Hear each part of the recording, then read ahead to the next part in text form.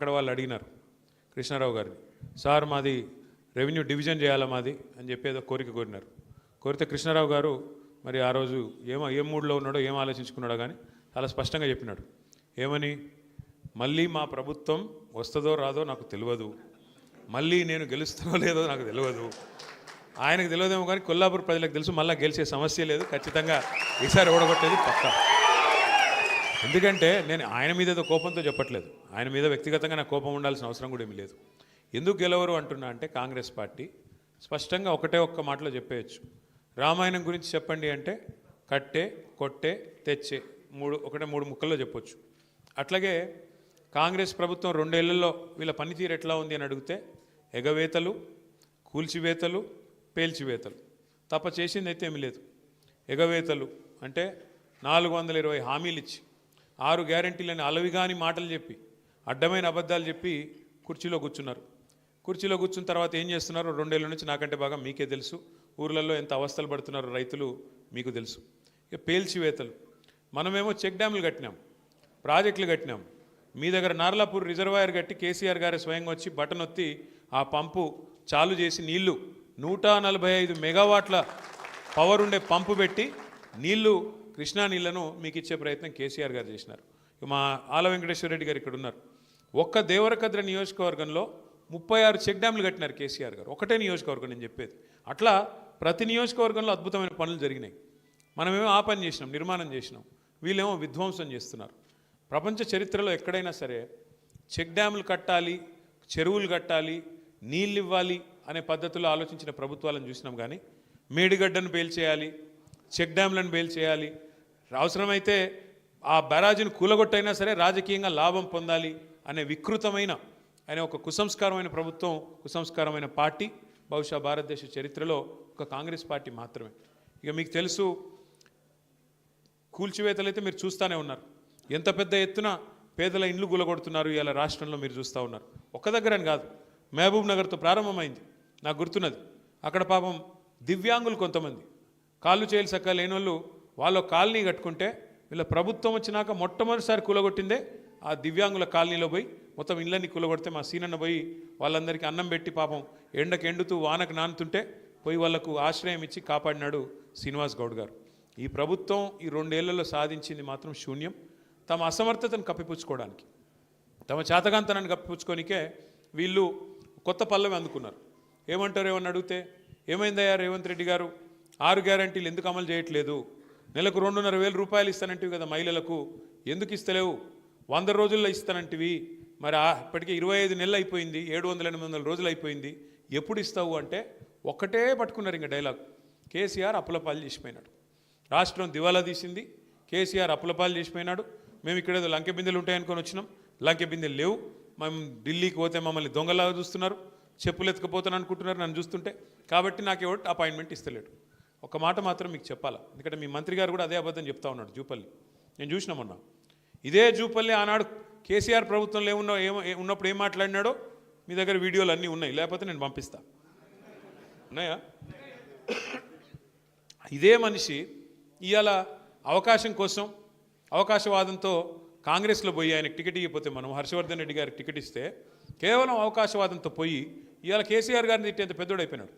ఒకనాడు కేసీఆర్ గారిని దేవుడు మా పాలమూరుకని పొగిడిన జూపల్లి ఇవాళ కేవలం స్వార్థం, కేవలం రాజకీయం కోసం అడ్డమైన అబద్ధాలు రేవంత్ రెడ్డి గురించి ఇలా మాట్లాడుతూ ఉన్నాడు. రేవంత్ రెడ్డి దేవుడు, ఇంద్రుడు, చంద్రుడు, ఆయన పదవిని కాపాడుకోనికే. ఎవరికి దేవుడు రేవంత్ రెడ్డి, ఎవరికి ఇంద్రుడు, ఎవరికి చంద్రుడు? ఏది మోసం చేసి మొత్తం రైతులందరినీ, ఒకరినిద్దరిని కాదు రైతులందరినీ మోసం చేసినాడు కదా. ఎన్ని మాటలు చెప్పినాడు కేసీఆర్ గారు. 2 పంటలకు రైతు బంధు ఇస్తే 3వ పంటకి ఇవ్వాలా అన్నాడు. 3వ పంటకి ఇవ్వవా నువ్వు రైతు బంధు అని మాట్లాడినాడు. మళ్ళీ ఇవాళ పరిస్థితి ఏంది?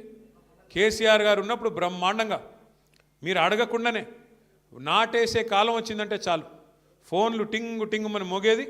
11 సార్లు 73,000 కోట్ల రూపాయలు 70 లక్షల రైతుల ఖాతాల్లో మీరు అడగకుండానే దరఖాస్తు పెట్టకుండానే పడ్డాయి.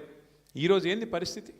రేవంత్ రెడ్డి ప్రభుత్వం వచ్చినాక, కాంగ్రెస్ ప్రభుత్వం వచ్చినాక ఒక్కసారి రైతు భరోసా ఇచ్చింది, ఒక్కసారి. మొదటిసారి మనం కూడబెట్టిందే రైతు బంధు ఎలక్షన్లు అప్పుడు ఆపి, ఎలక్షన్లు అయినాక యాజ్ ఇట్ ఈజ్ అదే 5,000 ఇచ్చినారు. అది కేసీఆర్ గారు ఇచ్చింది తప్ప వీళ్ళు ఇచ్చింది కాదు. ఆ తర్వాత 2 సార్లు ఎగ్గొట్టినారు.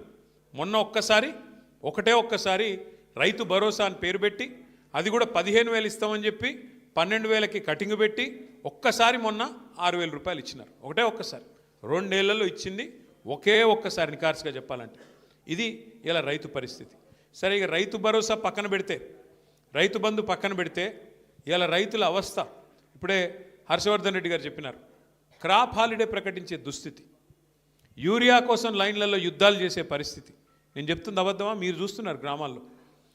మీరు చూడండి ఒక్క మాట, లైన్లు కడుతున్నారు, చెప్పులు లైన్లో పెడుతున్నారు రైతులు. మరి అవన్నీ పేపర్ వాళ్ళు ఫోటోలు తీసి, మా తమ్ముళ్ళు వీడియోలు తీసి సోషల్ మీడియాలో పెడుతున్నారు. మరి తప్పించుకోవాలా? ఏం చేయాలా? అందుకే కొత్త ఉపాయం పన్నినాడు రేవంత్ రెడ్డి గారు. కొత్త ఉపాయం కనిపెట్టినాడు. ఏమని? ఇక షాప్లో కాదు, యాప్లో ఇస్తా అన్నాడు. షాప్లో ఇయ్యడంట యూరియా, యాప్లో ఎప్పుడు ఉంటుంది యూరియా? ఆడ షాప్లో ఉంటేనే కదా ఉండేది, ఈడ షాప్లో ఉంటేనే కదా యాప్లో ఉండేది. అది లేదంట. కానీ ఇప్పుడు ఇంకొక కొత్త ఆలోచన, యూరియా కార్డు అంటే ఇప్పుడు ఈ గ్యారంటీ కార్డులు అయిపోయినాయి, గ్యారంటీ కార్డులు మొత్తం అయిపోయినాయి అంటే, ఇంకా అన్నీ అమలు అయిపోయినాయి, అన్నీ జరిగిపోయినాయి. ఇప్పుడు యూరియా కార్డు ఇస్తారంట. నేను ఒకటే అడుగుతున్నా, ఆలోచించమని కోరుతున్నా మా కొల్లాపూర్ రైతన్నలందరినీ, రైతు బిడ్డలందరినీ. కేసీఆర్ గారు 10 ఏళ్ళు ప్రభుత్వాన్ని నడిపినప్పుడు ఒక ఆటో వాడికి డబ్బులు ఇస్తే బాయికాడికి వచ్చి బంగారం వలే 6 కావాలంటే 6, 10 కావాలంటే 10 బస్తాలు వేసిపోయిన మాట యాదుకుందా? వాస్తవమేనని చెప్పేది. మరి కేసీఆర్ ఉన్నప్పుడు యూరియా కోసం కుస్తీలు లేవు, విత్తనాల కోసం పోటీలు లేవు, కరెంటు కష్టాలు లేవు, క్రాప్ హాలిడే లేవు, రైతు బంధు కోసం ప్రభుత్వం వైపు తిరిగి చూసే అవసరం లేదు. ఇవేవీ లేకుండా, కడుపులో చల్లగదలకుండా రైతన్నను మరి కంటికి రెప్పలా కాపాడుకున్నాడా లేదా కేసీఆర్ గారు? ఇలాంటి కేసీఆర్ గారు మరి మన కోసం పాలమూరు రంగారెడ్డి ఎత్తిపోతల పథకాన్ని తలపెడితే 90% పనులు పూర్తి చేసి మీ నార్లాపూర్ కాడికే వచ్చి ఒక పంపు కూడా ఆన్ చేసి నీళ్లను, కృష్ణా నీళ్లను ఆ ప్రాంతానికి చూపెడితే 2 ఏళ్ళు అయిపోయింది రేవంత్ రెడ్డి గారు వచ్చి. 90% పని పూర్తయింది, కేవలం 10% మాత్రమే మిగిలింది. ఏనుగెళ్ళింది తోక చిక్కింది అన్నట్టు తోక మాత్రమే మిగిలింది. రిజర్వాయర్లు మీ కళ్ళ ముంగట కనబడుతున్నాయి కదా, నార్లాపూరు, కరివెన, వట్టెము, ఏదుల, ఉద్దండాపూరు రిజర్వాయర్లన్నీ పూర్తయి రెడీగా ఉన్నాయి. ఈయన చేయాల్సింది ఏంది? మనం అప్పటికే కాలువలకు కూడా టెండర్లు పిలిచినాం. ఈయన రాగానే ఆ టెండర్లు రద్దు చేసినాడు. రద్దు చేసినాడు, మళ్ళీ పిలవచ్చు కదా. 10 పైసలతో అయిపోయేదానికి ఇవాళ పని చేయకుండా ఎందుకు చేయట్లేదు? తొందరగా చేస్తే కేసీఆర్కి పేరు వస్తుంది. పాలమూరు రంగారెడ్డి కేసీఆర్ గారు కట్టిండని చెప్పి యాద్ చేసుకుంటారు. కేసీఆర్కు పేరు వస్తుంది, వాళ్ళ పాత బాస్కు కోపం వస్తుంది. వాళ్ళ పాత బాస్ ఎవరో తెలుసు కదా మీకు. ఆయన కోపం వస్తుంది, నువ్వు మా నీళ్ళు ఎట్లా తీసుకుపోతారా, నువ్వు మా చెంచగాడు లెక్క ఉండాలి కానీ పెద్దోళ్ళలాగా యాక్టింగ్ చేస్తున్నావు ఏంది? ఆయన కోపం వచ్చి తురుకుంటాడా? అందుకే ఆ భయంతో ఇవాళ మొత్తానికైతే కాలమూరును ఎండబెట్టే ప్రయత్నం, పండబెట్టే ప్రయత్నం చేస్తున్నాడు. ముఖ్యమంత్రి గారు మాట్లాడుతూ ఎప్పుడు అంటూ ఉంటాడు, పండబెట్టి తొక్కుతా అంటాడు. రేవంత్ రెడ్డి డైలాగ్ అది. నిజమే, ఇలా పాలమూరును పండబెట్టిండు, రైతులను తొక్కుతున్నాడు. ఎక్కడలోనే అక్కడ మీరు జూరాల కాడ పోయి చూడండి, అక్కడ మొత్తం క్రాప్ హాలిడే. నిన్న మొన్న పోయినారు మా నాయకులందరూ కలిసి, జూరాలకు పోయినారు. పోయి చూస్తే నీళ్లు లేక క్రాప్ హాలిడే అక్కడ కూడా డిక్లేర్ చేసినారు. కానీ ఇలా రేవంత్ రెడ్డి వితండవాదం చేస్తున్నాడు. ఆయన ప్రభుత్వం జూరాలనే కట్టేది ఉండే, పాలమూరు రంగారెడ్డి ఎత్తిపోతల పథకం నీళ్లు లేని కాడనే మోటార్లు పెట్టేది ఉండే. ఎవడన్నా తెలివైనోడు రైతు నీళ్లు లేని కాడ మోటార్లు పెడతాడే? ఎవరన్నా వ్యవసాయం మీద అవగాహన ఉన్నోడు పెడతాడా? ఇంకా మా కర్మ ఏంటంటే, మేము కొంతమంది ఇక్కడ ఉన్న వాళ్ళం ఎమ్మెల్యేలు ఉన్నాం. మా కర్మ ఏంటంటే రేవంత్ రెడ్డి కాడ నీటి పాటలు నేర్చుకోవాలట మేము పోయి అసెంబ్లీకి. ఏ రేవంత్ రెడ్డి? దేవాదుల ఏ బేసిన్లో ఉందో తెలియని రేవంత్ రెడ్డి, ఏ వాగు ఏడుందో తెలియదు, ఏ వంక ఏడుందో తెలియదు, ఏ నది ఏడుందో తెలియదు. పోనీ అది కూడా కాదు, ఇంకా దారుణం ఏంటంటే బచావత్ అవార్డు ఏందో తెలియదు, బచావత్ ట్రిబ్యునల్ ఏందో తెలియదు, బ్రజేష్ కుమార్ ట్రిబ్యునల్ ఏందో తెలియదు, గోదావరికి ఏందో తెలియదు, కృష్ణకి ఏందో తెలియదు. ఈ మహానుభావుడు అంట వచ్చి మాకు చెప్తారంట నీళ్ళ మీద. బాక్రా నంగల్ అని ఒక ప్రాజెక్ట్ ఉంటుందన్న, మనం ఎట్లయితే ఇక్కడ కట్టుకున్నామో కాళేశ్వరం లెక్క బాక్రా నంగల్ అని నెహ్రూ గారి టైంలో అక్కడెక్కడో హిమాచల్ ప్రదేశ్లో ఉంటుంది. అది అక్కడ ఉత్తర భారతదేశంలో అక్కడ ఆ మూలకి హిమాలయాల కాడు ఉంటుంది. మొన్న రేవంత్ రెడ్డి గారు స్వాతంత్ర దినోత్సవం రోజు ఉపన్యాసం ఇచ్చిండి. అది చూసి ఏడ దుంకి సావాలని అర్థం కాలే మాకు. బాక్రా నంగల్ ప్రాజెక్టు తెలంగాణలో ఉన్నదని చెప్తున్నాడు ఆయన. ఇక ఈయన అంట మాకు వచ్చి మాకు నదుల గురించి, మాకు నీళ్ళ గురించి ఏది కేసీఆర్ గారికి వచ్చి ఇంకా ఈ పార్టీ దానికి కేసీఆర్ నువ్వు రా అసెంబ్లీకి, ఏది ఈయన కాడ నేర్చుకోవాలా బాక్రా నంగల్ యాడున్నది, లేకపోతే చెక్ డ్యామ్ని ఎట్లా బెయిల్ చేయాలా, మేడిగడ్డను ఎట్లా బెయిల్ చేసినాం, ఇవన్నీ చూపెట్టనీకే పీపీటీ పవర్ పాయింట్ ప్రజెంటేషన్ ఇస్తారంట. దయచేసి మీరు ఒక్కటే గుర్తుపెట్టుకోండి, కొల్లాపూర్లో మీ అందరితో ఒకటే ప్రార్థన. సరే జరిగింది, మనం ఎందుకు ఓడిపోయినాం 2023లో ఏ కారణం చేతనో మహబూబ్నగర్ జిల్లాలో కేవలం 2 సీట్లు వచ్చినాయి, నడిగడ్డలో, గద్వాల, అలంపూరు, మిగతా 12 కూడా మనం ఓడిపోయినాం. కొన్ని చోట్ల మీ వాళ్ళు కూడా ఏమనుకున్నారంటే పోతే మా హర్ష ఓడిపోతాడులే కానీ కేసీఆర్ గారు ఉంటాడులే అనుకున్నారులే కొల్లాపూర్లో కూడా, పోతే హర్ష పోతాడేమో కానీ అనుకున్నారు. అట్లా